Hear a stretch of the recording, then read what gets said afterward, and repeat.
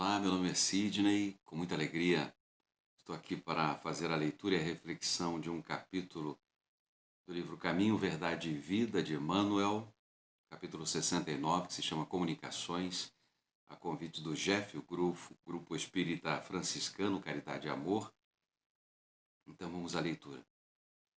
Amados, não creais a todo espírito, mas provai se os espíritos são de Deus. 1 João, capítulo 4, versículo 1.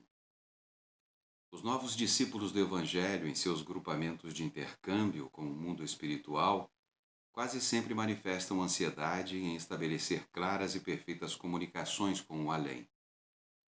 Se muitas vezes aparecem fracassos nesse particular, se as experimentações são falhas de êxito, é que na maioria dos casos o indagador obedece muito mais ao egoísmo próprio que ao imperativo edificante.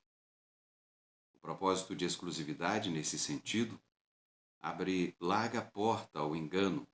Através dela, malfeitores com instrumentos nocivos podem penetrar o templo, de vez que o aprendiz cerrou os olhos ao horizonte das verdades eternas.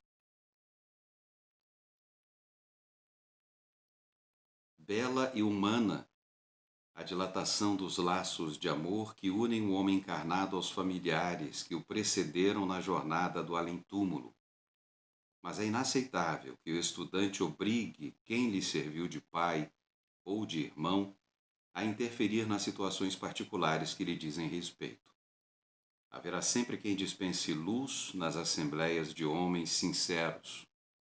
O programa de semelhante assistência, contudo, não pode ser substancialmente organizado pelas criaturas, muitas vezes inscientes das necessidades próprias. Em virtude disso, recomendou o apóstolo que o discípulo atente não para quem fale, mas para a essência das palavras, a fim de certificar-se se o visitante vem de Deus.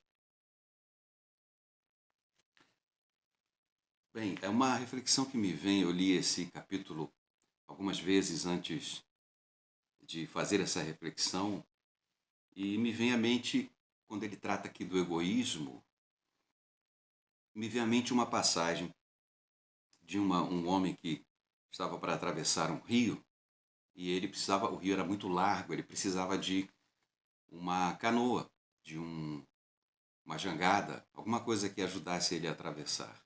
Então ele juntou galhos, troncos de árvores, uma coisa muito trabalhosa, amarrou com cipós e utilizou aqueles cipós, aqueles amarrados, para atravessar o rio. Conseguiu atravessar o rio. Chegando do outro lado, aquela canoa, aquela jangada ficou tão bem feita que ele disse: eu não vou deixar isso aqui largado, né? Eu vou levar, posso precisar lá na frente. Isso é uma coisa que mistura um pouco de apego e de egoísmo, né? A gente faz muito isso na vida. Carregar coisas que a gente já não precisa mais, que a gente utilizou em algum momento. Não estou falando só de coisas materiais, não. Falo de sentimentos, né? E que acabam turvando o nosso caminhar, né? Trazendo mais obstáculos do que o necessário. E eu acho que o que é tratado aqui, de certa forma, é exatamente isso, né? Quando ele diz aqui: o propósito de exclusividade, nesse sentido, abre larga porta ao engano.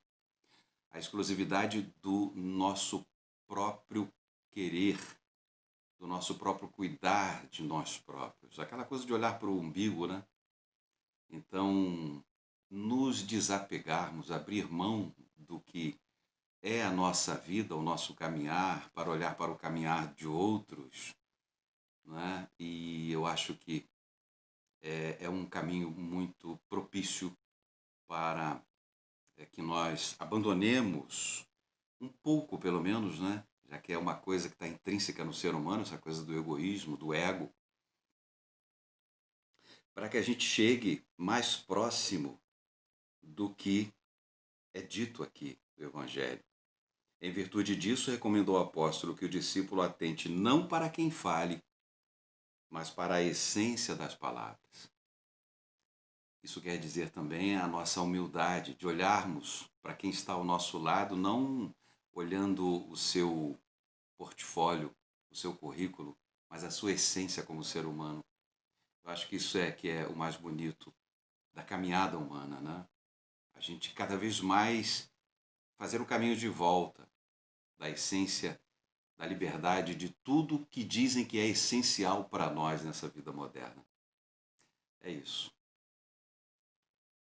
Obrigado por ter ouvido e obrigado pela oportunidade.